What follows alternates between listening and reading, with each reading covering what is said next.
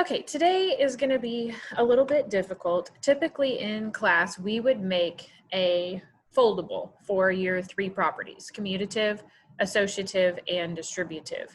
But we can't really do that together. So I'm going to show you how I would make the foldable, and then I'm going to give you guys some leniency. You guys can make your own flashcards if you want to do it that way, if you wanted to make some type of a PowerPoint that kind of breaks it down. But basically, I want you to have something that you could reference quickly as we go through Unit 1 in case you needed to reference what the commutative property is, what the associative property is, and what the distributive property is. So I'm going to rotate this over. And then I think I need to make sure that I'm not mirroring my video. We'll see what it does whenever I start to write. So essentially, if you were making a foldable, you would have two separate pieces of colored paper. I've got a blue and a yellow, and you're gonna take one of them and fold it hawk dog style, which means you're gonna do it long ways like this. And then we have three properties. And so for those three properties, we need a section for each. So you would kind of need to take this and fold it into thirds. So you don't really have to like crease it. You just kind of want to know where those sections would kind of be. Okay. Then what I would do would be to put each property on one of these squares.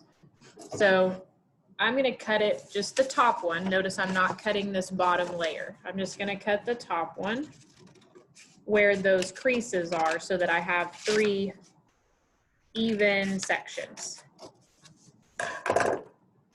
And then I'm going to label this top one, doesn't really matter.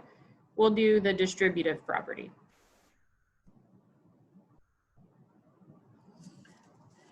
Then the middle one I could do as the commutative.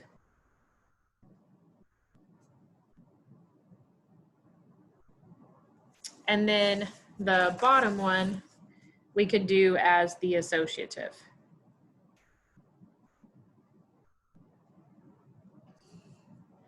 On the inside, we want to have a few reminders for ourselves. And so you're literally just going to be copying straight off your notes.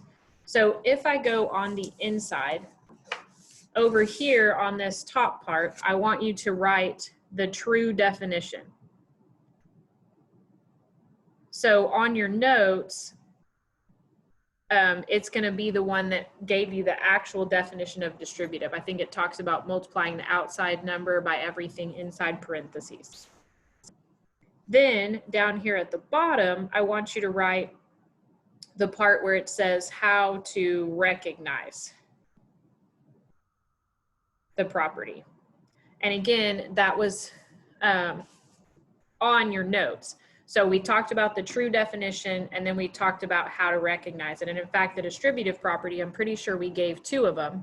We said you could recognize it by multiplication, or you could recognize it because there's only parentheses on one side, okay? And then over here on the right-hand side, this is where you're going to give me three examples of the distributive property. And again, you can pick them straight off your notes. There's going to be some examples on the front where I had you write what changed, so you can look under the distributive column. Or there was some on the back that you guys picked and said that were distributive. Or there's even some on your homework that you guys did yesterday. So you're going to put three examples, and then you're going to do that for each one of these. So then we have the commutative property. So again, on the inside at the top, you're going to do the true definition. So that should be in math language.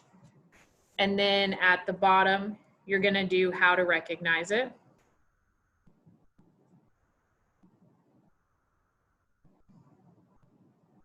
And then over here, on the right-hand side, you would do three examples. So same thing for the associative property, and I'm not going to kind of go over that one with you, okay? But once you're done, you would basically put glue all over the back of this, and you would stick it onto the other piece of paper. That way you have something that you could reference very quickly and flip open if you're wanting to see an example of the distributive property or how to recognize it. Now, I know several of you may not actually have colored paper, and that's okay. And that's why I said you could kind of do whatever it is that would work for you. If you want to create, you know, a set of flashcards on like index cards or on Post-it notes where you could have one Post-it note for the property, one for the examples, and one for the definitions, and just stick those on a piece of paper, that's fine. If you're a little more tech savvy and you want to make some sort of flashcards online, I don't really care as long as you have something that you could make that you could use to reference when you needed to remember what those three properties were. So again, you can make the foldable that I kind of walked you through, or you can make something or whatever you can with what you have at home.